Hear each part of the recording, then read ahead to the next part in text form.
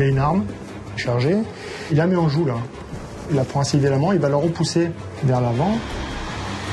Ça commence par des petits larcins, ça se poursuit par des vols, ensuite des cambriolages, des vols à violence. Voilà maintenant un vol à main armée dans un commerce isolé.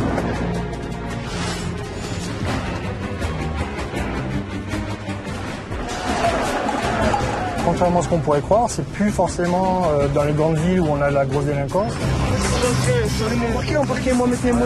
On se calme monsieur, on descend dans les tours, restez un peu à distance, c'est tout. Pourquoi vous énervez? Pourquoi vous énervez? Comment ça me les gonfler? Je dis clairement là maintenant.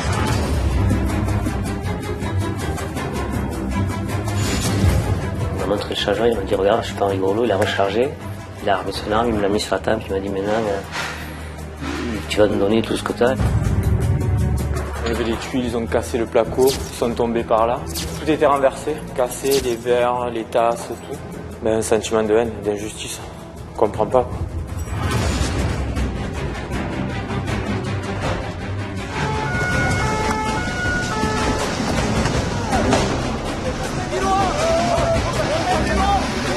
Sur la gazeuse là. On va les gazer, ils vont reculer, je te le dis.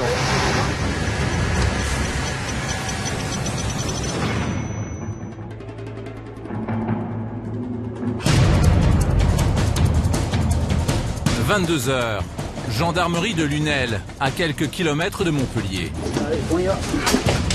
On se passe.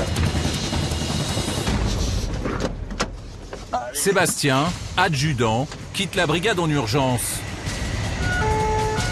Une agression à main armée particulièrement violente vient d'avoir lieu dans une petite bourgade à 4 km de là.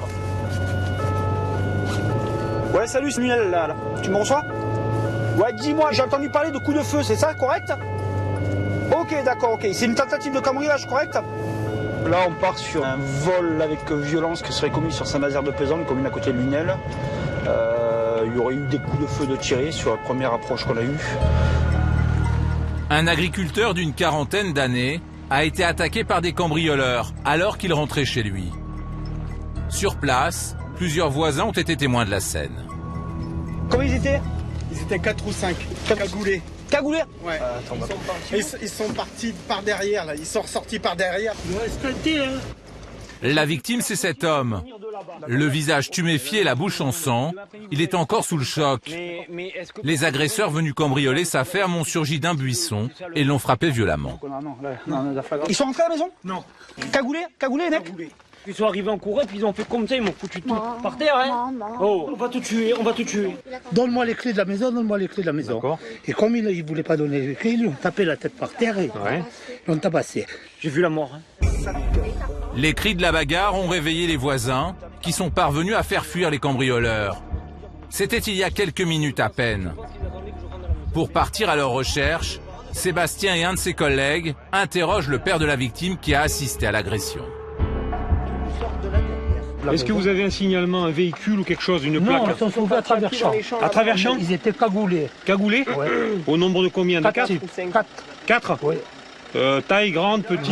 Grand, très grand. Et un accent étranger. D'accord, ils sont partis par où? Par là, derrière? Par là, derrière, oui. Bon, on va faire le tour alors. Oh, mais maintenant, ils sont... Les cambrioleurs sont peut-être encore cachés dans les environs. Ils sont peut-être armés et dangereux. La zone est plongée dans le noir. Les agresseurs peuvent surgir de n'importe où. Les gendarmes avancent prudemment.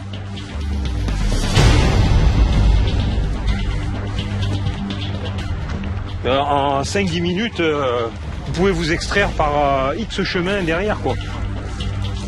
Au milieu des champs et des forêts, difficile de déterminer par où les agresseurs ont fui. Les chances de les retrouver cette nuit s'envolent avec les minutes. Les gendarmes espèrent au moins trouver quelques indices. Ils étaient cagoulés. Une cagoule, c'est toujours intéressant à trouver, ou des gants, ou comme ça, il pourrait y avoir peut-être de l'ADN, quoi. Mais les individus ont disparu sans laisser de traces. De retour à la propriété, Sébastien interroge de nouveau la victime dans l'espoir d'obtenir quelques informations. Non, parce que je suis descendu du fourgon. Il n'y a pas de prénoms qui ont fusé dans la panique quand ils sont partis? Genre, je sais pas, un nom. Vous savez, des fois, dans la panique, quand on dit un prénom, on fait fuser un prénom. Ça vous parle pas? Des voix pour moi pas français. Pas français? Ouais. Ah, ça c'est facile là. Là. En racontant son agression, la victime fait une découverte intéressante. D'accord, ok. Regardez. Ne touchez pas, monsieur. Ne touchez rien. Il ne faut pas toucher. Parce que, ça, c'est pas de moi, ça. Ça, c'est pas à vous, voilà. C'est pour ça qu'il ne faut pas toucher. Un cordon de fermeture éclair que l'agriculteur a dû arracher à l'un de ses agresseurs pendant la bagarre. Un indice matériel important qui, après analyse, pourrait permettre d'identifier des suspects. On a fait quelques prélèvements sur la scène de crime et on verra ce que ça donnera au niveau des prélèvements ADN, s'il y a possibilité d'identifier une voire plusieurs personnes. Ça aucun rapport avec ça. Un espoir qui ne suffit pas à rassurer les parents de la victime, encore traumatisés par la violence de l'agression. D'autant que ce n'est pas la première fois que leur fils croise la route des cambrioleurs. Et monsieur, il y a 2 mois de ça à peu près, il a été cambriolé, Jean-Claude, ici. Ils lui ont cassé la porte. Et monsieur, ils vont revenir le tabasser, celui qui... Ils n'ont pas réussi à le tuer. Ah si, ils vont revenir. Comment on va faire? Ah, ça devient inquiétant, on a marre de voir tout ce qui se passe. De massacrer des gens qui travaillent comme ça, c'est inadmissible de voir ça. Mais on va arriver à se défendre nous-mêmes, hein. Si ça continue, il va y avoir des coups de fusil, hein. Ça c'est sûr. Le père de la victime est à cran. Il menace de régler l'affaire à sa manière. Pour Sébastien, sa colère est un risque supplémentaire. Les gens sont excédés, donc ils veulent faire justice eux-mêmes. Donc là, on fait tout pour leur expliquer qu'on met tout en œuvre pour retrouver les auteurs. Mais on ne sait pas si un jour ça pourrait dégénérer éventuellement ou déraper. Bon, allez. Moi, je veux aller aux urgences. Hein, parce que... Ouais, allez-y. Allez-y. Merci. Bonsoir. Les malfaiteurs n'ont pas été retrouvés. Aujourd'hui, les zones rurales ne sont plus épargnées par la délinquance. Elles attirent même parfois un type de délinquant bien particulier. Exemple, en Languedoc-Roussillon, dans la campagne entre les 2 grandes villes que sont Nîmes et Montpellier. Ici, dans ces bourgades et villages en apparence très tranquilles, les gendarmes ont fort à faire. Gendarmerie, madame, ouvrez la porte. Au sol, gendarmerie, au sol. Donne tes mains.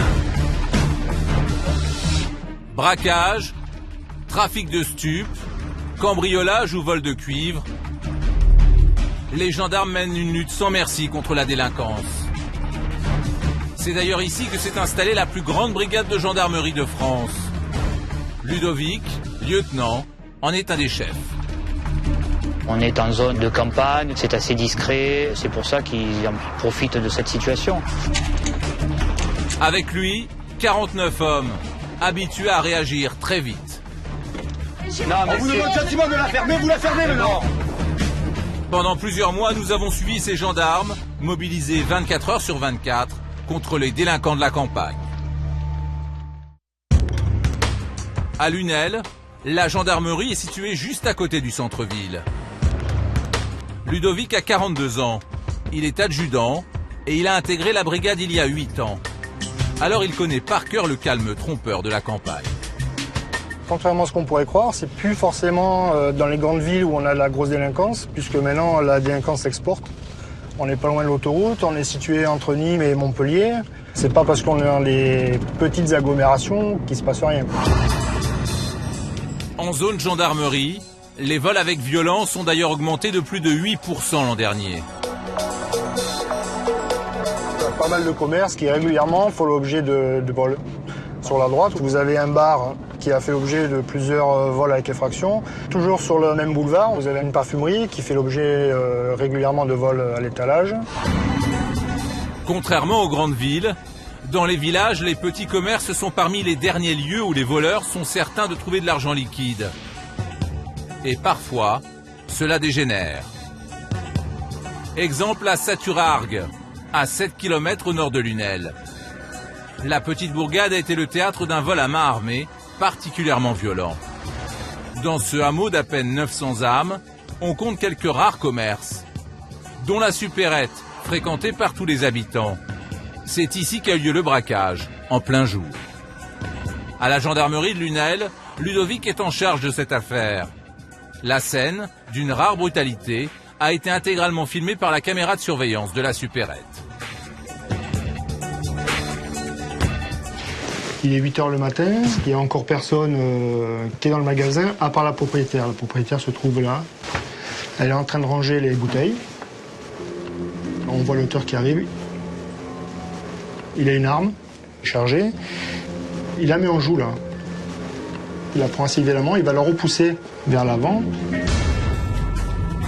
L'individu se dirige vers la caisse, mais la commerçante s'accroche et résiste aux injonctions de l'homme, qui va redoubler de violence. Il crie la caisse, donne-moi la caisse.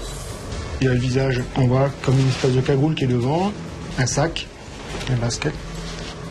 L'individu est particulièrement dangereux. On voit la violence qu'il a exercée sur la victime.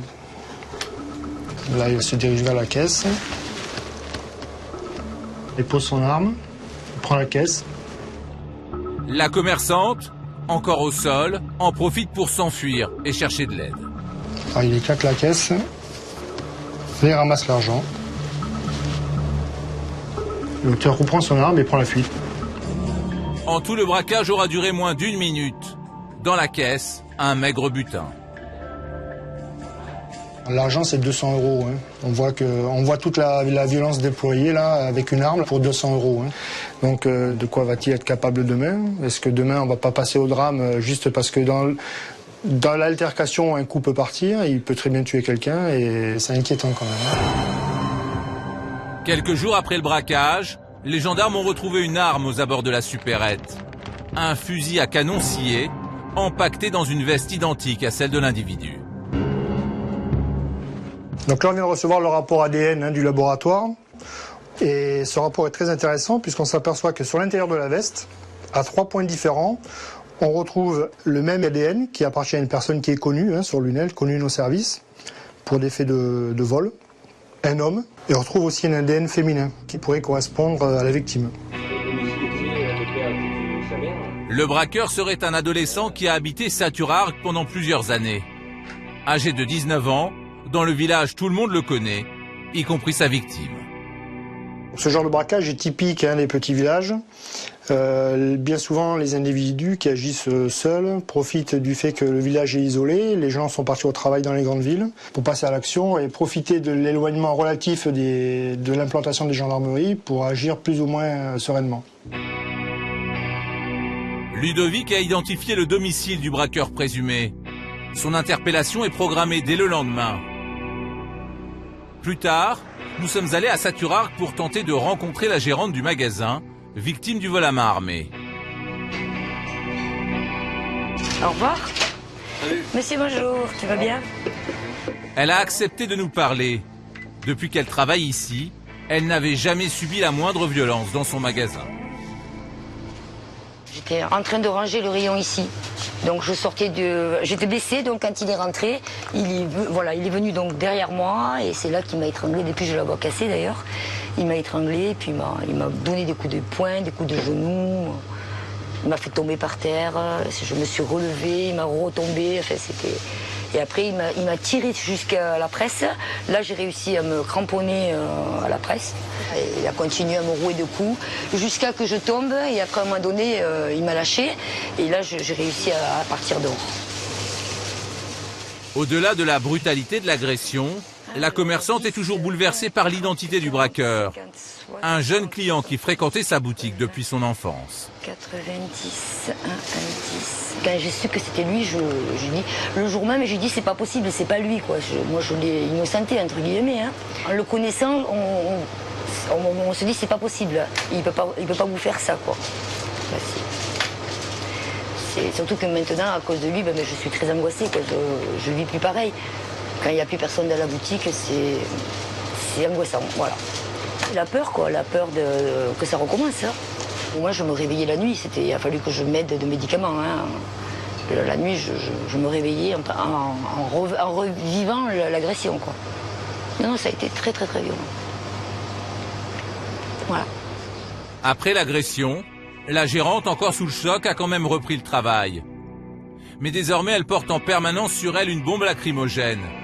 Elle a mis sa supérette en vente et n'a qu'un souhait, quitter le village. 7 heures du matin. L'interpellation du suspect doit avoir lieu dans quelques minutes. L'adolescent est violent et potentiellement armé. Une quinzaine de gendarmes est donc mobilisée. Ludovic, lieutenant, dirige les opérations.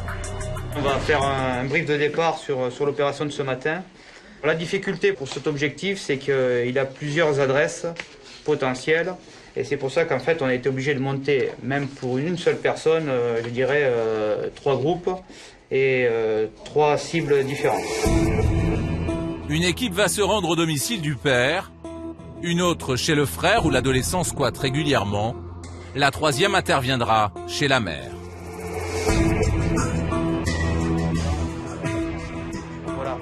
C'est quelqu'un qui a l'habitude de prendre la fuite. Donc je pense au bâtiment de la mère, où il est susceptible de prendre la fuite par l'étage. Et là, c'est l'enfer pour aller le rechercher au cas où. Pour éviter que le suspect ne s'enfuit, les 3 équipes doivent intervenir simultanément. C'est bon, on y va? En quelques minutes, les hommes sont sur place.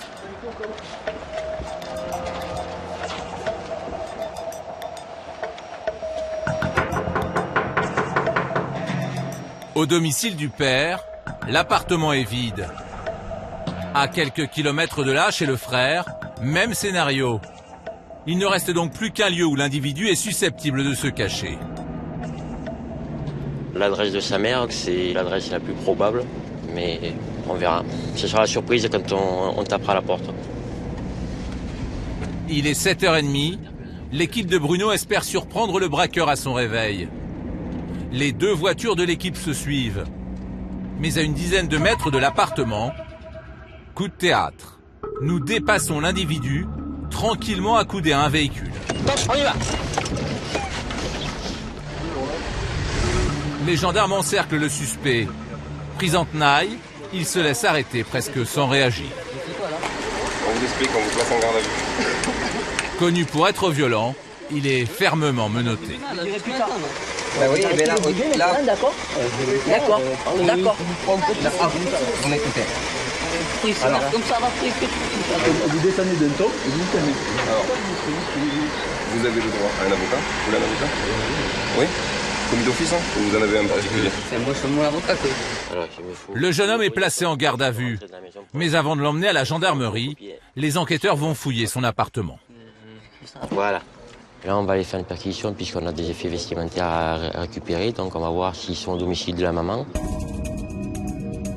Ils espèrent trouver le jean et les baskets que portait le braqueur dans la supérette. 2 éléments qui prouveraient définitivement sa culpabilité. Mais une fois à l'intérieur, ils commencent par fouiller l'homme qui reste étrangement calme.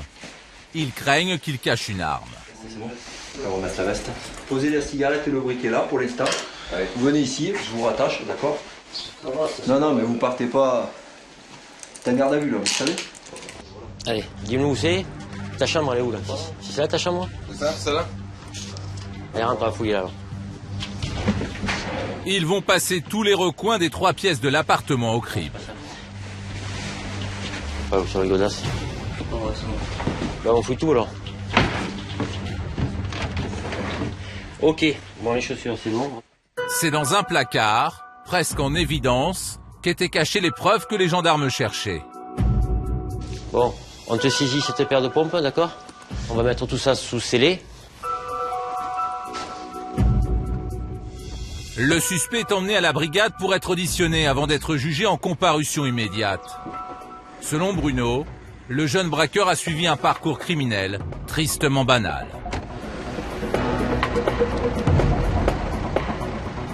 Ce jeune qu'on a interpellé, là, donc, il a le profil type des jeunes actuels. Hein. C'est-à-dire, ça commence par des petits larcins, ça se poursuit par des vols, ensuite des cambriolages, des vols à violence, et puis voilà, maintenant, un vol à main armée dans un commerce isolé. Le jeune homme est sans emploi et consommateur régulier de cannabis. Devant les preuves accablantes, notamment la vidéo du braquage et son ADN, il va très vite avouer sa culpabilité. Face à l'accumulation des indices et des preuves, l'intéressé a reconnu les faits. Il a fait son braquage pour acheter de la drogue. Et là, on s'apprête à le déférer devant la justice. Pour vol à main armée avec violence, le braqueur écopera d'1 an de prison ferme. Une peine considérée comme trop légère par le parquet, qui fera appel. Dans les campagnes, l'isolement de certaines zones favorise le développement d'un nouveau type de délinquance. Le vol de métaux. En particulier le vol de câbles en cuivre, qui se revendent facilement 5 € le kilo. Dans certaines zones, ces vols sont même devenus un véritable fléau. Alors Sébastien et ses collègues patrouillent régulièrement aux abords des zones les plus isolées. Dans un grand vide, pour voler des câbles comme ça, déjà c'est un peu plus délicat. Hein. Ici, vous voyez, vous êtes au milieu de la garrigue. La garrigue, à part croiser un lièvre ou un lapin en pleine nuit, pas croiser grand monde. Hein. On a des zones, les stades de foot, infrastructures sportives, généralement sont excentrés des centres des communes, donc dans le noir, par économie. Donc c'est beaucoup plus facile pour les auteurs de ces infractions, de ces vols, de couper les câbles, de les emballer et de partir avec.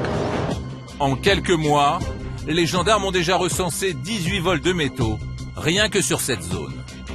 Là, je vais vous montrer un endroit sur Villetel, commune qui est juste à côté de Lunel, où dernièrement, il y a eu 400 ou 500 mètres de câbles Internet et ligne télécom qui ont été volés. On fait ça en pleine nuit. Hein. C'est là. Donc là, vous voyez la plaque. Ils ouvrent, vous avez la même plaque qui est légèrement plus loin, à un peu plus de centaine de mètres. Ils coupent d'un côté, ils coupent au niveau dessous. Ils tirent avec un canon, ils coupent là-bas, ils tirent avec un canon ou un véhicule. Ils arrachent le câble. Ils font 200-300 mètres de câble. La garrigue, il n'y a personne autour. Regardez, vous croisez là, en plein jour, on croise une voiture. Regardez, ça fait 5 minutes qu'on est là, on a croisé une voiture. Alors en pleine nuit, vous croisez personne. Faites ce que vous voulez. On peut dire que c'est de l'or sur béton. Enfin, disons que c'est de l'argent facile. C'est un peu dommage. Mais bon. Les gendarmes traquent ces pilleurs de câbles. Encore récemment, ils ont arrêté 23 personnes en possession de 400 tonnes de métaux. Mais malgré cet incroyable coup de filet, les vols continuent. Sébastien est justement appelé en urgence. Un vol de cuivre vient d'être signalé dans un complexe sportif isolé, situé juste à la sortie de la petite ville.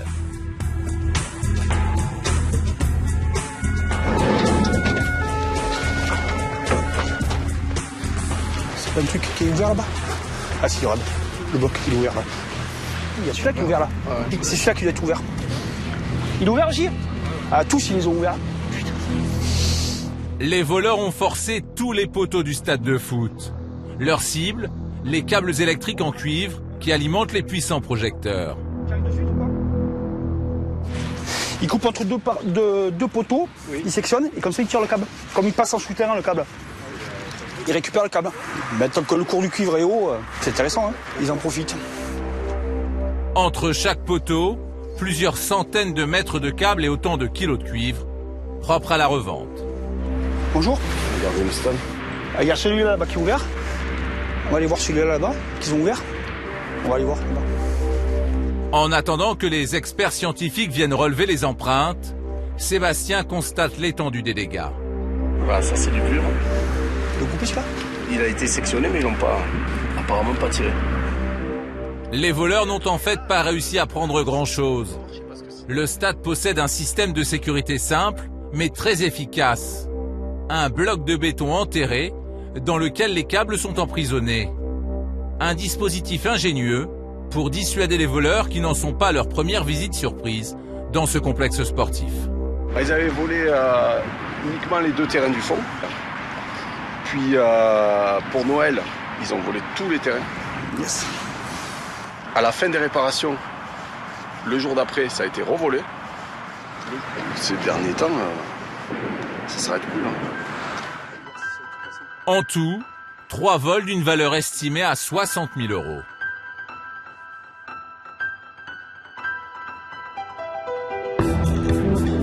Quelques jours plus tard, la brigade de Lunel tient une piste et se prépare à une grosse opération. Les gendarmes ont identifié 3 individus suspectés de nombreux vols, y compris de cuivre. Ils vivraient dans un camp de gens du voyage installé près de Montpellier. Ludovic, lieutenant de la brigade, prépare ses hommes. Donc la mission elle est simple, faire un bouclage des caravanes qui sont ciblées. d'interpeller les 3 personnes soupçonnées, ensuite les perquisitions, puis on revient sur site pour les gardes à vue.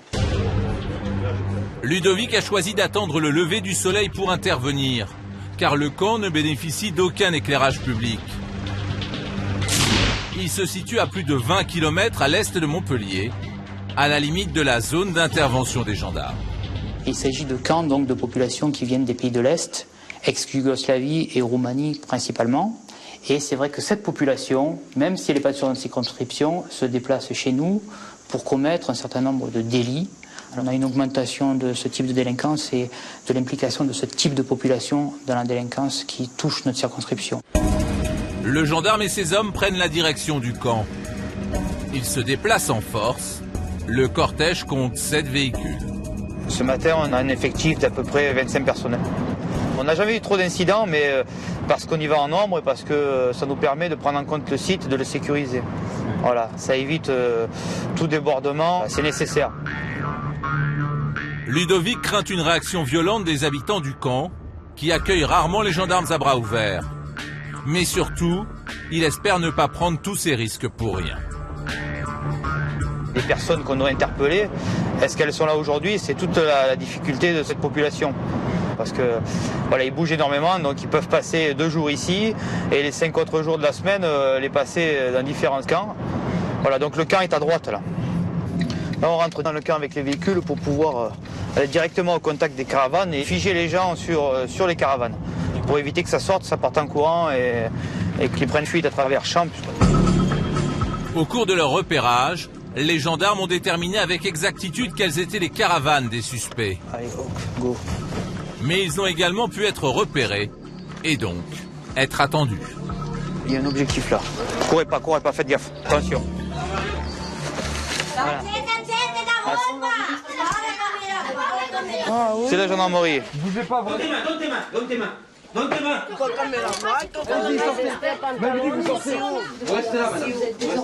C'est la période un peu difficile de la première partie de l'interpellation.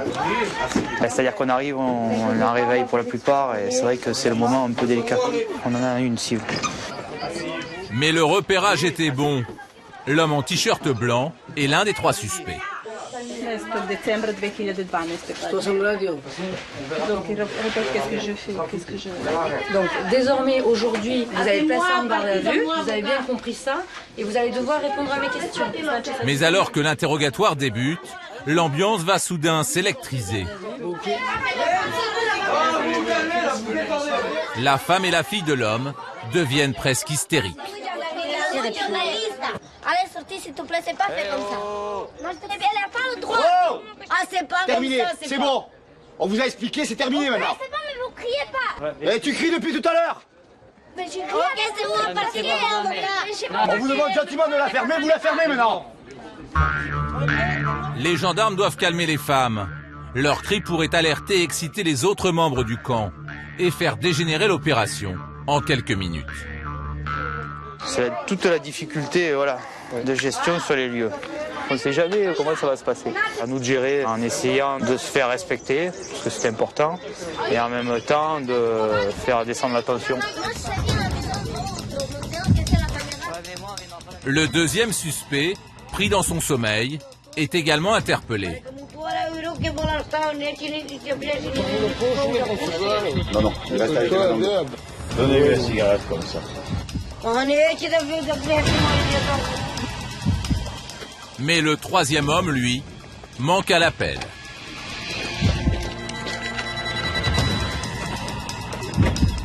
Personne à l'intérieur. En interrogeant le suspect, les gendarmes découvrent une caravane qu'ils n'ont pas encore fouillée. L'homme pourrait y être caché. Demandez-lui à qui est cette caravane.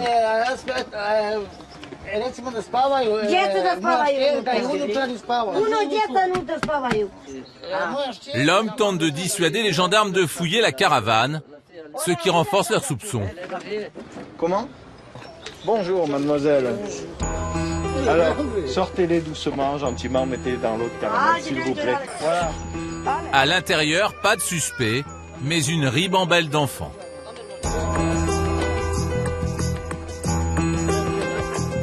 Et il y en a encore beaucoup comme ça, là. Parce que vous m'avez dit 2 enfants. 3. L'atmosphère se détend, mais Ludovic reste sur ses gardes. Il sait que sur le camp, le calme est fragile. Ça se passe bien, mais bon voilà, après, ça se passe bien parce qu'on est nombreux. C'est le principe. Hein. La fouille peut commencer. Les gendarmes cherchent des preuves de l'implication des suspects dans différentes affaires de vol, notamment de câbles en cuivre. Ce GPS, il est à vous? Ça, tout moi. Après une demi-heure de fouille, les gendarmes découvrent des pinces susceptibles d'avoir servi dans les vols de câbles. Ça, c'est intéressant pour nous. Demandez-lui où il a eu tous ces outils.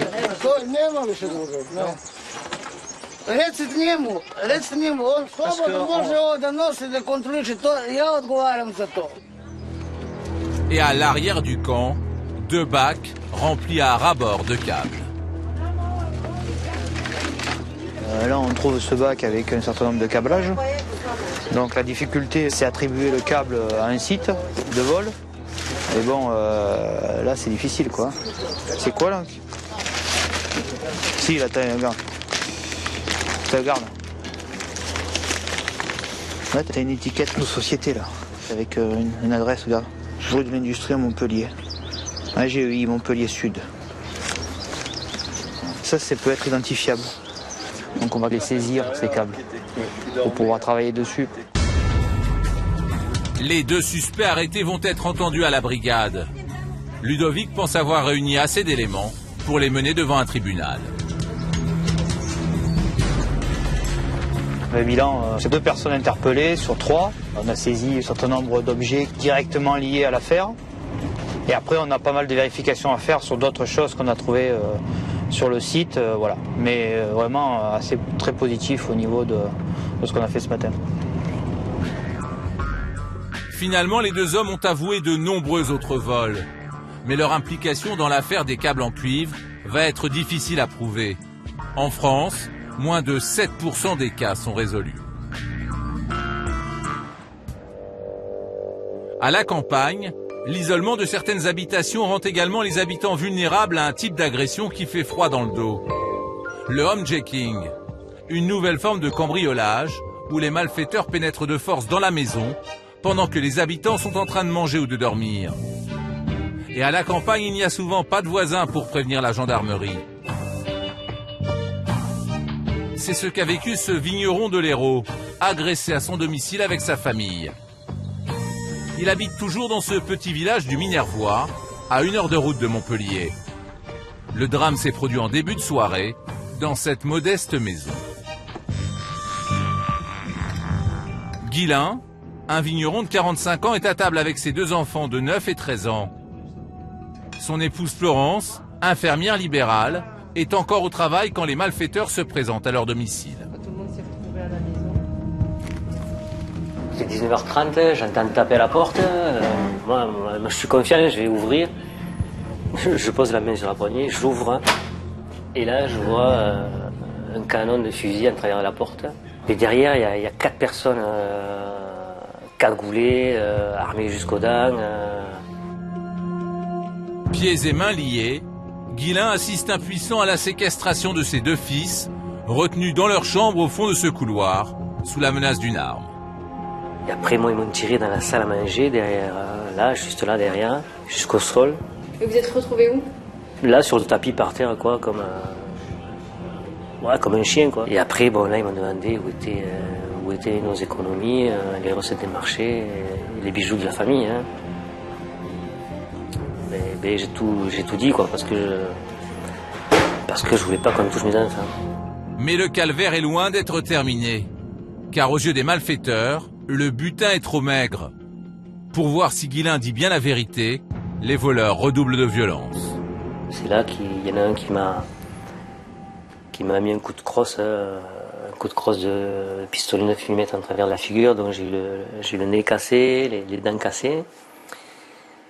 Et puis, la même personne m'a mis un pistolet ou un revolver, je sais pas, sur la tempe. Il a sorti le chargeur. Je pense que c'était un 9 mm. Il m'a montré le chargeur. Il m'a dit, regarde, je suis pas un rigolo. Il a rechargé. Il a remis son arme, il me l'a mis sur la table, il m'a dit maintenant tu vas nous donner tout ce que tu as. Et je dis je peux pas vous donner plus que ce que j'ai, quoi. Et... Pendant une demi-heure, les cambrioleurs vont fouiller et mettre à sac le pavillon à la recherche du moindre objet de valeur. Ne trouvant rien de plus, ils décident de partir. Et c'est seulement à ce moment-là, après une heure d'angoisse, que le vigneron réalise vraiment ce qui vient d'arriver à sa famille. Homme jacking, je ne savais même pas ce que ça voulait dire, un homme jacking. Parce que on est dans un village, je veux dire, on est des paysans, on est dans un village de 300 habitants, on est dans le Minervois, on n'est pas dans une grande ville de 500 000 habitants. Jamais de ma vie, j'aurais pensé être victime d'un truc comme ça, quoi. Mais jamais de ma vie. 6 mois après l'agression, la vie semble avoir repris son cours. Mais pour essayer de tourner la page, Guylain, Florence et leurs 2 fils ont dû opérer des changements radicaux. On ne peut plus passer à table à 19h30, sinon c'est l'angoisse totale, quoi. Donc il a fallu qu'on s'adapte. On a changé notre mode de vie, quoi, pour essayer d'oublier tout ça, quoi. La famille s'est repliée sur elle-même et voit beaucoup moins ses amis. Mais ce sont les enfants qui sont le plus traumatisés. Ils ont changé. Il y a eu avant et il y a eu après. Bon, on a été obligé de retomber dans tout un rituel pour la nuit. Alors que bon, pour un petit garçon de 9 ans, c'était quelque chose qui n'existait plus. Il allait au lit tout seul, tranquille, comme un enfant normal. Aujourd'hui, impossible pour le plus jeune de se coucher sans vérifier que les fenêtres et que la porte sont bien verrouillées.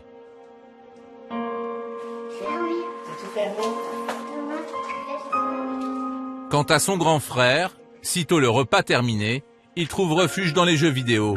Un monde virtuel guerrier où il prend plaisir à régler ses comptes. Ça me soulage, ça me fait penser à ceux qui sont venus chez nous.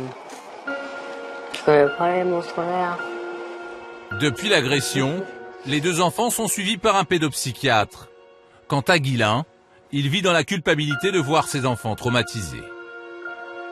C'est ce qui m'a le plus choqué, c'est de ne pas avoir pu ou su, surtout pu protéger mes enfants comme un père doit protéger ses enfants, quoi. Mais quoi faire d'autre quand vous vous trouvez face à 4 agresseurs armés jusqu'aux dents? Moi je suis un vigneron, quoi. Je suis pas James Bond ni Rambo, donc... Les malfaiteurs n'ont pas été retrouvés. Et il va falloir du temps à la petite famille avant que leur nuit ne soit plus hantée par les souvenirs de ce cambriolage ultra-violent. Braquage, vol, cambriolage, les campagnes ne sont désormais épargnées par aucun type de violence.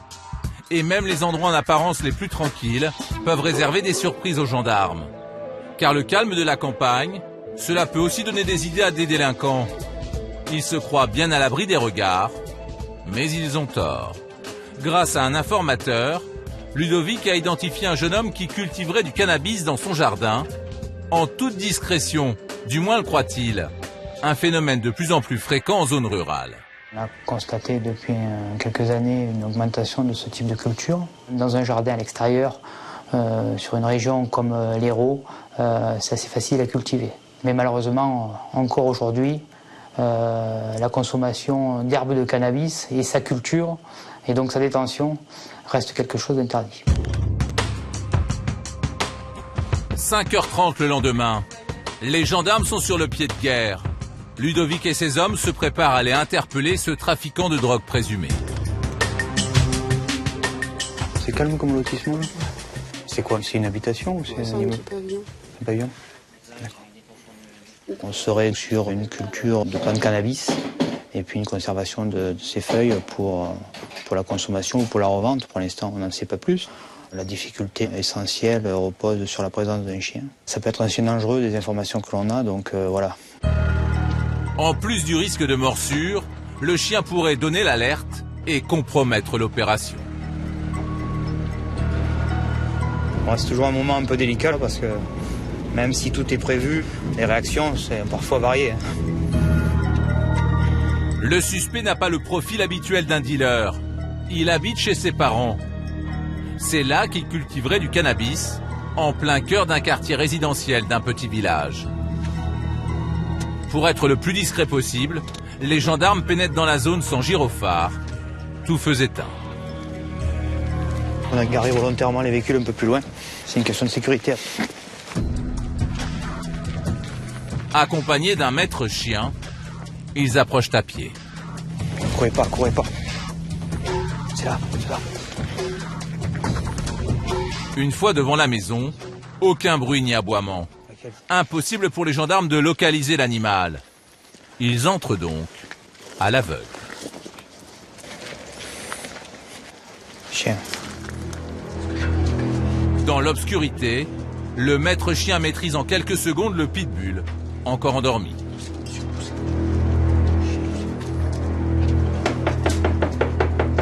Gendarmerie! Gendarmerie, madame, ouvrez la porte! Gendarmerie, madame. C'est la mère du suspect qui ouvre aux gendarmes.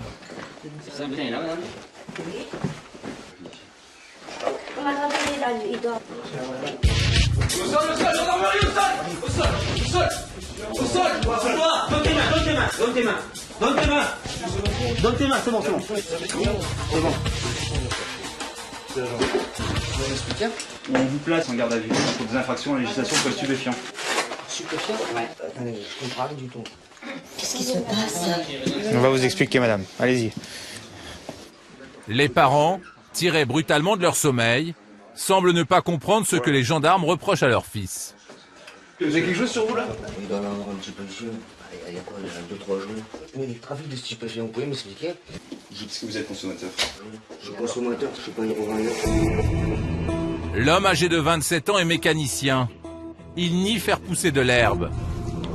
Dans la pièce d'à côté, ses parents chez qui il vit disent n'être au courant de rien. Pourtant, c'est bien à l'intérieur de la maison familiale que Ludovic espère trouver des preuves qui impliquent le jeune homme dans la culture de cannabis. Le maître de chien qui va passer dans l'habitation, systématiquement lui qui passe en premier. Avant tout acte de perquisition, il y a un passage du chien. Donc on va s'écarter pour pouvoir le laisser travailler. Le chien, spécialement dressé pour détecter les drogues, ne va rien trouver dans la chambre du suspect. Dans celle d'à côté, en revanche, il va très vite marquer un temps d'arrêt au pied du lit. Le chien marqué, donc potentiellement on est sur du produit ou sur du produit ayant été présent dans cette pièce, quoi. Cette chambre, c'est celle du petit frère du suspect qui étudie à Montpellier. Sous le lit, les gendarmes découvrent un sac poubelle. À l'intérieur, un carton avec quelques branches d'herbe sèche. Un premier indice qui confirme que les informations des gendarmes étaient bonnes. La recherche se poursuit. Bien, Dan. Derrière. Suivez le collègue sur exploration. Cette fois, le chien s'arrête devant la salle de bain. Ouais, prends l'escabeau, Jérôme. Au plafond, une trappe qui mène au comble de la maison. Les gendarmes en extraient plusieurs cartons identiques au premier, à un détail près. Cette fois, ils sont remplis d'herbes, prêtes à la consommation.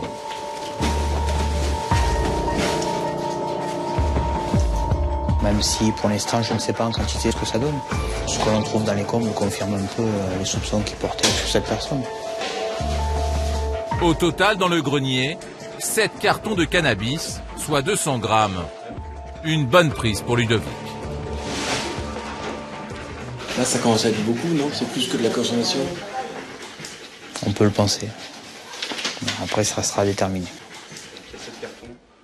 L'herbe trouvée vaudrait entre 1500 et 2000 euros. Le jeune homme risque gros. Au moment de partir, il va tenter d'amoindrir sa propre responsabilité. Ça me casse les couilles, moi j'avais le travail et tout, chaque fois je suis emmerdé par rapport à des conneries des autres, tu vois. Bon, je suis de temps en temps. Et c'est qui est emmerdé, c'est moi. Comment me réveiller au lit comme ça? En sortant, les gendarmes découvrent dans le jardin un potager bien protégé. C'est l'hiver, la terre est totalement sèche, mais ils soupçonnent que l'herbe poussait ici, au milieu des aromates. Les enfants ont profité de la propriété des parents pour faire pousser les plants de cannabis dans le jardin. On est en zone de campagne, dans un lotissement, c'est assez discret, du moins c'est ce qu'ils pensent. Et c'est pour ça qu'ils en profitent de cette situation. Tous les membres de la famille sont coupables de détention de stupéfiants. Les parents seront entendus ultérieurement. Le fils, lui, est immédiatement emmené au poste. L'enjeu, savoir si le cannabis cultivé était destiné à la revente ou à sa consommation personnelle. L'opération s'est très bien passée ce matin, on a trouvé du produit. Maintenant, pourquoi ils avaient ce produit? Est-ce qu'il s'agissait d'une consommation personnelle? Est-ce qu'il s'agissait d'un moyen pour eux de financer leur consommation personnelle? Ou est-ce qu'on est sur quelque chose d'un peu plus vaste, c'est-à-dire est-ce qu'on est sur un trafic? C'est la garde à vue puis la poursuite de l'enquête qui le déterminera. Auditionné par un officier de police judiciaire, le jeune homme va tout de suite nier la revente de cannabis et va tenter d'atténuer la culpabilité de son frère et de ses parents. On n'a aucun autre produit, que ce soit cocaïne, ecstasy... Mon frère il fait pousser pour sa consommation personnelle, donc... Alors, mon frère fait pousser quoi? Des plants de cannabis? Des plants de cannabis, pour sa consommation personnelle. Cette petite culture-là, il l'effectue où? Dans le jardin. De la propriété familiale? Exactement. Qu'est-ce qu'il y a à côté des plants de cannabis? Des tomates, des salades, des... Et maman, elle savait ce qu'il y avait à côté ou pas? Je suppose, parce que bon, elle est pas bête non plus, mais bon... Et maman, quand elle arrose ses tomates, il lui arrive d'arroser les plants? Non. Déjà, elle est contre ça, personne qui parle... L'enquête a déterminé que la dernière récolte de la plantation familiale avait produit 5 kilos. Pour les gendarmes, difficile de croire qu'il ne s'agit que de consommation personnelle. 5 kilos d'herbe, ce n'est pas anodin. C'est grave, puisque toutes les personnes qui s'acheminent vers les drogues dures ont commencé par des drogues douces. Et donc il faut être très très vigilant là-dessus. Et quand bien même il ne s'agit que d'herbe de cannabis, il faut absolument intervenir à notre niveau pour essayer d'endiguer le phénomène. Finalement, faute de preuves, le gendarme ne retiendra pas la revente de cannabis. Les deux frères écoperont d'un simple rappel à la loi avant de retourner dans leur village. Mais à la campagne, les gendarmes ne sont pas uniquement occupés par des délinquants plus ou moins chevronnés. Ils font véritablement partie de la communauté et à ce titre, il leur arrive souvent d'essayer de dénouer des affaires, tout en douceur. Surtout dans ces villages où tout le monde se connaît. Comme à Saint-Just, à 6 km au sud de Lunel, une commune d'à peine 3000 habitants. Parmi eux, un homme un peu spécial. Celui que dans ces petites bourgades, on surnommait autrefois tendrement le fou du village. Cet individu de 53 ans a été diagnostiqué schizophrène. Pour les habitants de Saint-Just, il serait inoffensif et fait même partie du décor. Très gentil, très... un particulier, mais très gentil. Il aurait peut-être tendance à lever sa chemise, des choses comme ça. Moi, je l'ai jamais vu en petite tenue, ou je dois pas être son type de femme, alors peut-être. Avec les femmes, il est exhibitionniste en permanence, il les siffle, tout comme ça, mais il n'est pas allé jusqu'au geste, quoi. J'espère qu'il n'ira jamais. Les villageois se montrent bienveillants. Pourtant, l'homme a un comportement de plus en plus inquiétant. Depuis 2 jours, Sébastien, adjudant, reçoit matin et soir des appels de commerçantes. Oui, bonjour, la gendarmerie de Lunel. Pharmaciennes, boulangères, buralistes, toutes se plaignent d'avoir été agressées par un même homme. Il s'agirait du fameux schizophrène. C'est une personne qui se promène depuis quelques jours de façon dévêtue. Il y a une demi-heure, les gendarmes ont reçu l'appel d'une femme de Saint-Just qui a été menacée sexuellement dans sa boutique. Cette fois, il s'agit de la fleuriste. Là-bas, j'ai des yeux de lynx. La gendarmerie de Lunel. Je voulais savoir ce qui s'était passé. Est-ce qu'il était violent avec vous? La personne est rentrée, il a commencé à aller pour voir les fleurs, tout allait bien.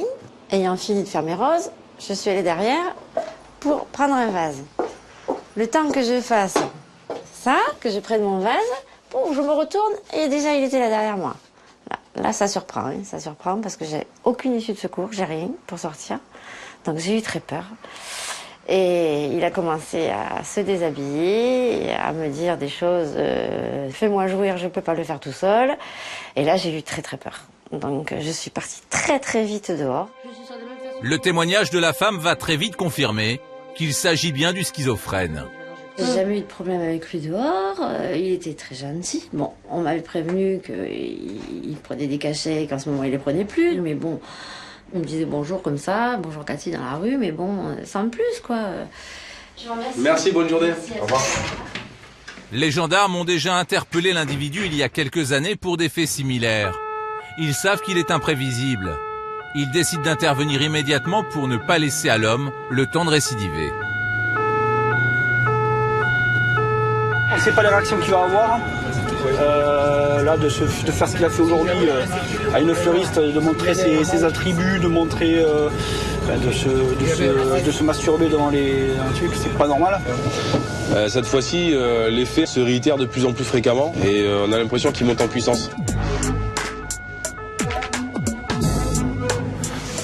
Allez, on va discuter avec le monsieur. C'est dans cette maison que Sébastien avait à l'époque interpellé le suspect. Oh, putain, il a cassé une chaise. Putain, il pas, hein. Mais la maison semble abandonnée. Sébastien va se renseigner à la mairie. Petit village oblige, c'est le maire en personne qui lui répond. Il connaît très bien l'homme et c'est exactement où il se trouve. Non mais il y a une chaise qui est pétée. Mais là, la maison est fermée là. Ouais, elle est fermée. Il a pas accès là. Il habite derrière lui. Ah, derrière il habite. Ah oui, on va aller voir alors. Là, on va aller chez lui, on va essayer de le calmer, le canaliser et l'inviter à venir chez nous à la brigade pour le placer en psychiatrie. Le déséquilibré habite un petit appartement sur une arrière-cour, au cœur du village. Bien ? Vous allez bien, monsieur ? Ah, on se connaît. Non, il n'y a pas de mal, il n'y a pas de mal. Venez. Venez. Il n'y a pas de mal. Les gendarmes encerclent l'individu visiblement agité. À peine entré, Sébastien repère un couteau posé sur la table. Le danger écarté, il amadoue l'homme pour qu'il les suive sans avoir à lui passer les menottes. On vous ramènera, monsieur. Je vous ramène. Non, moi je vous ramènerai après. Moi je vous amène et je vous ramène ici après. D'accord. Ok ? D'accord ? C'est bon ? Allez, on y va. En prétextant une petite promenade, Sébastien va doucement le pousser à sortir. Allez-y, suivez le collègue. Non, mais on vous ramène après. Les gendarmes ont réussi à arrêter le malade sans menottes. Un détail important dans une petite commune où les rumeurs vont bon train. Sébastien va maintenant essayer de déterminer le degré de responsabilité de l'homme. Qu'est-ce que vous avez fait aujourd'hui ? J'ai manié une pharmacie. Je me retourne, je vois la femme trembler, elle a rougi, elle n'a pas compris. Elle est une rouge, elle a rougi, elle poil chair de poule. Je suis amoureux parce qu'elle m'a compris. Ouais, comme si vous voyez l'amour, elle me sentait sur le complet. Il vous manquait pas de pantalon quand vous avez été le voir ? Non, habillé, elle est habillée. Ça va pas, non ? Non, quand même. Elle a un conseil, il faut quand même changer les élastiques du pantalon, je pense qu'il tient du. Non, je ne sais pas, il n'y a pas élastique. Ah ben oui, il n'y en a plus. Ah ben oui. Il n'y a pas élastique. Fatalement, on ne s'aperçoit pas qu'il tombe. Sébastien veut faire interner l'individu pour qu'il soit soigné. Mais il ne peut pas prendre cette décision seul. Il a besoin du consentement de son tuteur légal, sa sœur. Le problème, c'est qu'il n'est pas pénalement responsable. Il est déjà passé devant un psychiatre qui l'a déclaré irresponsable. Donc on va essayer de contacter quelqu'un de sa famille, sa sœur en l'occurrence qu'on connaît, pour voir si elle veut pas faire signer un placement d'office en centre psychiatrique. Sébastien va directement chercher la sœur du malade dans un village voisin. Normalement, le rôle des gendarmes s'arrête là. Des professionnels de santé devraient prendre le relais. Mais dans la campagne alentour, les ambulanciers ne sont pas préparés à s'occuper de malades potentiellement dangereux. Alors Sébastien va transporter l'homme lui-même jusqu'à l'hôpital. Là, le problème, c'est que son cas est trop... et aucune ambulance privée voudra le prendre. Il faut être solide. Il faut être très solide. Et on le fait. On le fait pour le bien de la population et pour le bien de la famille. Parce que, bon. Les gendarmes ont parcouru plus de 30 km pour déposer le malade dans un établissement spécialisé. Voilà, vous allez vous reposer un peu, chouïa. On va repasser devant un psychiatre de permanence. De toute façon, ils le connaissent. Donc, après, savoir combien de temps ils vont le garder. Je sais pas combien de temps ils vont le garder la dernière fois. 3 semaines, je crois, non 15 jours. Cette fois, l'homme va rester interné 1 mois avant de rejoindre son domicile. Allez, merci. Bonne soirée. Au revoir. Et bien voilà, une chose est faite. Les gendarmes de Lunel mènent souvent des missions de proximité comme celle-là. Un quotidien bousculé chaque année par un événement exceptionnel. Tous les ans en juillet, pendant 9 jours, a lieu la fête de Lunel. Démonstration équestre, lâcher de taureaux dans la ville, un joyeux folklore qui attire de nombreux touristes et habitants des villages voisins. Dans le centre-ville, autour de la rue principale, les jeunes venus faire la fête envahissent les bars dès les premières heures de la journée. On est les intombables, parce qu'on est intombables à l'apéro. Le gars, faut passer midi parce que... Il est 9h30. Un peu de tradition, de la musique et surtout beaucoup d'alcool. Et à la tombée de la nuit, les jeunes fêtards se déchaînent.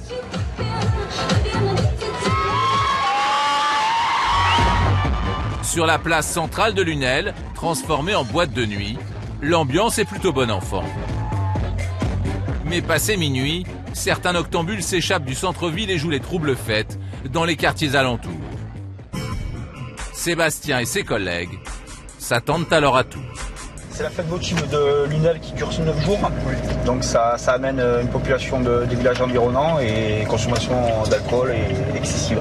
Ça peut être très calme comme ça peut déborder, on ne sait pas, mais c'est au petit bonheur la chance. Hein. Ce soir, c'est l'ouverture de la fête. Nous sommes samedi. Toute la soirée, les gendarmes ont affaire à des habitants alcoolisés qui tardent à rentrer chez eux.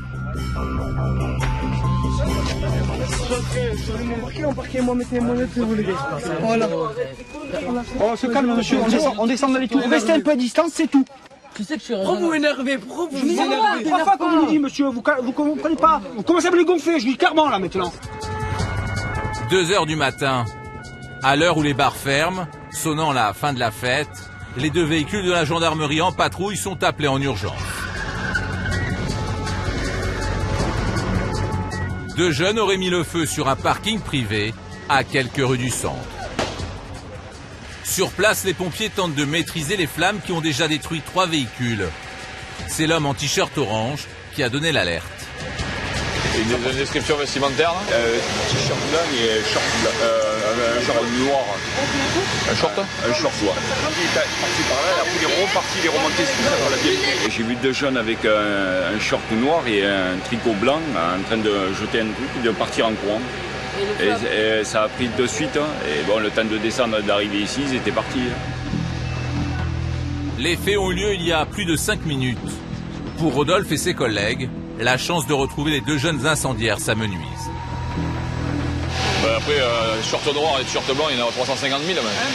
Ils balancent la description aux patrouilles de PM, des fois que les gamins sont à la fête. On n'a pas de coupe de cheveux, on n'a pas de couleur de peau, ni de signes particuliers, donc ça risque d'être très difficile. Autre difficulté, des jeunes venus assister au spectacle commencent à s'amasser autour des gendarmes. Oh, vous reculez, mais c'est la dernière fois que je lis. Sur la gazeuse, là. On va les gazer, ils vont reculer, je te le dis. Moi. Vous avez une pièce d'identité? Non, là, vous rentrez chez vous, ça va être une pièce d'identité de suite. T'as pas de pièce d'identité, tu rentres chez toi, de suite. T'as pas le droit de comprendre que je parle une fois, hein? D'accord? En même temps, c'est fini. Vous n'avez pas de comprendre, maintenant vous rentrez. Dans 5 minutes, j'embarque tout le monde, je le gaz. Hein? Ils sont contents, ça fait de l'animation, ils voient les pompiers, les gendarmes, et voilà, ça les amuse. Ça peut très vite s'envenimer et dégénérer, donc de suite il faut calmer la situation et il faut éloigner la foule. Pas que ça fasse une émeute ou faut un peu excité, la fête, l'alcool aidant, faut un peu n'importe quoi. Pendant ce temps, à l'autre bout de la rue, 2 jeunes de 13 et 18 ans correspondant au descriptif du témoin ont été repérés. Ils habiteraient le quartier et seraient là, par hasard. Vous faisiez quoi ce soir-là? Je vous ai dit, on a vu de la fumée, là, on est sortis là. On va voir la mer. Hein. Vous allez où là? On va aller voir la mer. On va au domicile des 2 jeunes qui ont été contrôlés là. Ces jeunes-là étaient au coin de la rue en train de regarder les véhicules brûlés. Soi-disant qu'ils ont vu depuis leur chambre, leur fenêtre de la chambre, les flammes. Donc on va quand même les vérifier depuis leur domicile si effectivement on peut voir les véhicules en flammes. Si ils ont balancé un cocktail, ils doivent avoir la main qui se sentir l'alcool. Hein. Rodolphe et Sébastien connaissent par cœur les ruelles du quartier. Devant l'adresse indiquée, une femme, la mère des potentiels jeunes incendiaires. De chez vous, on y voit le feu là-bas? Bah là, il n'y a plus rien, mais il y avait de la fumée tout à l'heure. Ils sont rentrés combien de temps? Ils sont pas rentrés, je les attends. Ils viennent d'y aller. Non, mais avant qu'il y ait le feu, ils étaient chez vous? Ils étaient à la fête. En fait, ils sont rentrés juste pendant le feu, quoi. Bah, pour aller se coucher, parce que mon grand, il travaille. Et leur chambre, elle donne directement dans la rue derrière, là-bas? Ouais. Mais pourquoi ils sont pas revenus avec nous? Pardon? Pourquoi ils sont pas Parce qu'on est en train de leur prendre leur identité. Parce que... on a donné une description d'auteur qui ressemble fortement à celle de vos enfants. C'est pas possible, ils étaient là-bas. Et le limite avec cette jeune fille là dans la rue. Ouais? Dans la rue, là? Ouais. Parce que la fête, elle est finie là déjà. Bon, on va voir. Je suis à mon bureau. Bon, ok, ça marche. Merci. La mère confirme qu'ils sont rentrés de la fête, et qu'ils sont montés dans leur chambre et qu'ils ont une vision sur l'autre rue où il y avait l'incendie. Et la jeune fille qui était là confirme qu'elle était bien avec eux à la fête et qu'ils viennent de rentrer. Finalement, un autre témoin aurait donné un signalement différent des incendiaires. Avant de relâcher les curieux, les gendarmes vont néanmoins rappeler la loi aux jeunes mineurs, sortis sans pièce d'identité. Vous venez avec nous au véhicule? Hein? Vous venez avec nous au véhicule? Tiens. Bah rien, C'est quoi? Quoi, voilà quoi? J'ai envie de dormir. Pardon? J'ai envie de On a dormir. envie de dormir, mais l'incendie de voiture, on nous dit qu'il y a un jeune qui est en t-shirt noir et t-shirt blanc qui a foutu le feu. Bah, Donc tu comprends bien qu'on fait notre travail et qu'on fait des vérifications. Je comprends. On a vu ta mère. Hein? On l'a vu ta mère. Vous avez dit quoi? Ça te regarde pas. D'accord? Question, c'est moi qui les pose, c'est pas toi. Quand tu vas à la fête, pièce d'identité, c'est obligatoire. Hein. T'es mineur. C'était pas dans la fête en fait. Dehors, tu sors Là, chez tu toi, dois. t'as une pièce d'identité. Si Là, c'est tu un dois, accident, t'as pas c'est de pas pièce qui tu es. d'identité, d'accord? La prochaine fois, c'est 4 heures à la brigade, vérification d'identité. Ta maman lui fumer la cigarette devant le truc et viendra te voir à la brigade. Allez, tu peux y aller. Allez. Bonne soirée. Pour le mineur, l'affaire s'arrête là. Mais pour les gendarmes, le travail n'est pas terminé. Vous le laissez partir? Ouais, parce qu'en fait, les vérifications effectuées ont permis d'établir qu'en fait, c'était pas du tout le signalement. On nous parle d'un t-shirt orange et aussi également un short bleu. Donc, on va travailler après sur du rapprochement, essayer de visionner les vidéos de la commune afin de voir si on voit ces jeunes. Perdus dans la foule, les incendiaires ne seront pas retrouvés. Les fêtes qui dégénèrent dans une petite ville, Hervé Jeanne lui aussi en a été victime. Une nuit, son bar-restaurant a été pillé et saccagé par 4 jeunes. Quelques mois plus tard, les 4 auteurs présumés comparaissent devant le tribunal correctionnel de Montpellier. Et Hervé Jeanne, qui n'a rien oublié de cet événement, attend beaucoup de ce procès. J'attends tout simplement que justice soit faite, qu'il soit, si c'est eux, qu'il soit condamné pour ces faits. Et j'attends surtout d'être remboursé, indemnisé à la hauteur de tous les dommages que nous avons subis. Il est 16h. Le procès à la fois attendu et redouté par le patron de bar va enfin commencer. Et c'est Madame le juge, vice-présidente du tribunal, qui va diriger les débats. L'audience est ouverte, vous pouvez vous asseoir. Les 4 prévenus, ce sont eux. Des jeunes hommes, âgés de 19 à 26 ans. 2 d'entre eux ont déjà été condamnés par la justice. Tous risquent aujourd'hui une peine de 7 ans de prison. Il vous est reproché à tous les 4 d'avoir, à Lunel, dans la nuit du 9 au 10 octobre 2009 et depuis temps non prescrit, soustrait frauduleusement des objets mobiliers, entre parenthèses bouteilles, téléviseurs, écrans, plasma, lecteurs DVD, numéraires notamment, au préjudice de la SARL RSM représentée par M. Hervé Jeanne. Sur ce film tourné par une caméra de vidéosurveillance, on distingue 4 personnes en train de vider le bar-restaurant d'Hervé Jeanne. Certaines repartent en possession d'un téléviseur à écran plat, d'autres semblent transporter des bouteilles d'alcool. C'est grâce à ce film que les 4 malfaiteurs présumés ont pu être reconnus. Sur les lieux du cambriolage, Hervé Jeanne nous raconte la scène de désolation qu'il a découverte cette nuit-là. Là, déjà, en ouvrant la porte, je me rends compte qu'il y a un énorme trou. Des bris de verre de partout, tout qui est renversé. L'apocalypse, quoi. Je vais vous éclairer.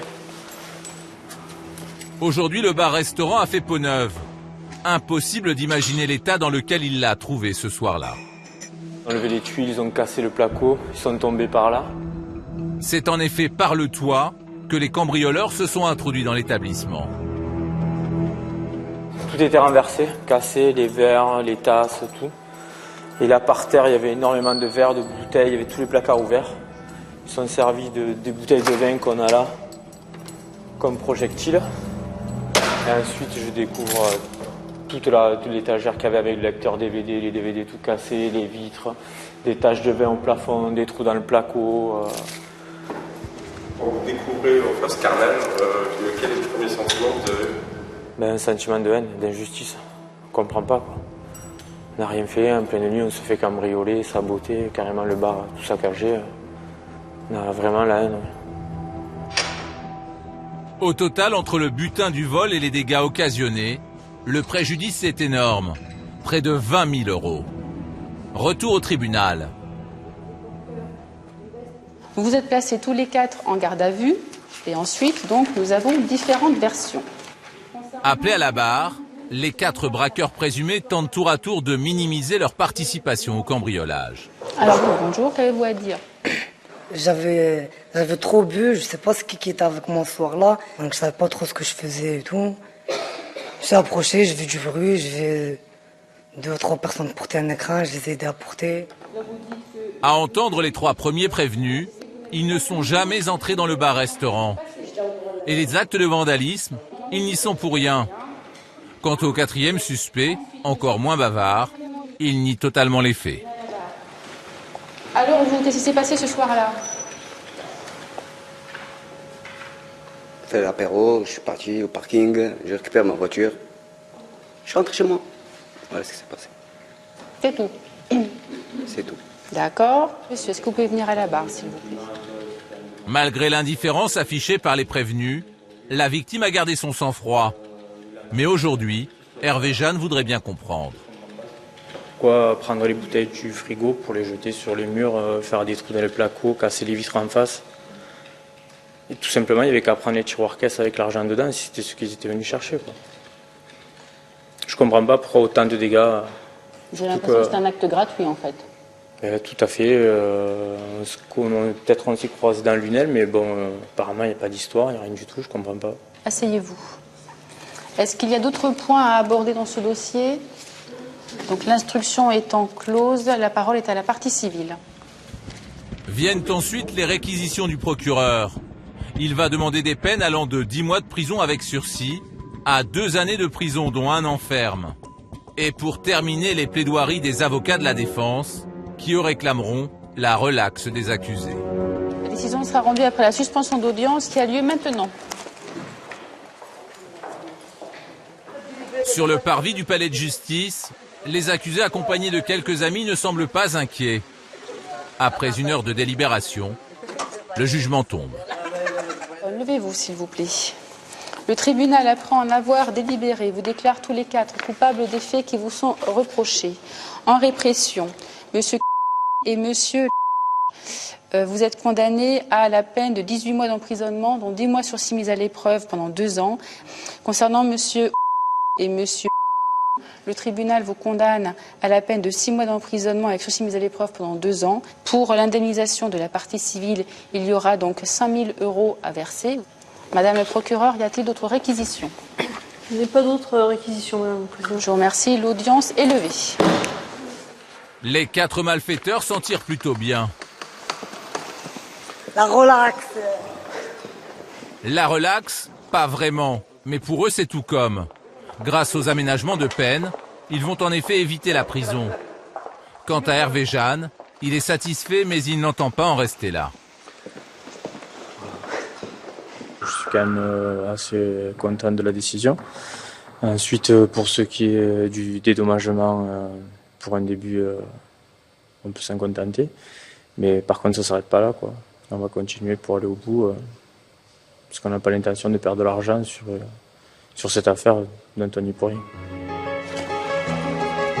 Avec son établissement dans une petite ville de campagne, Hervé Jeanne pensait être à l'abri des désagréments. C'était oublier que malgré la vigilance des 98 000 gendarmes, la délinquance s'invite aujourd'hui aussi dans les endroits les plus tranquilles.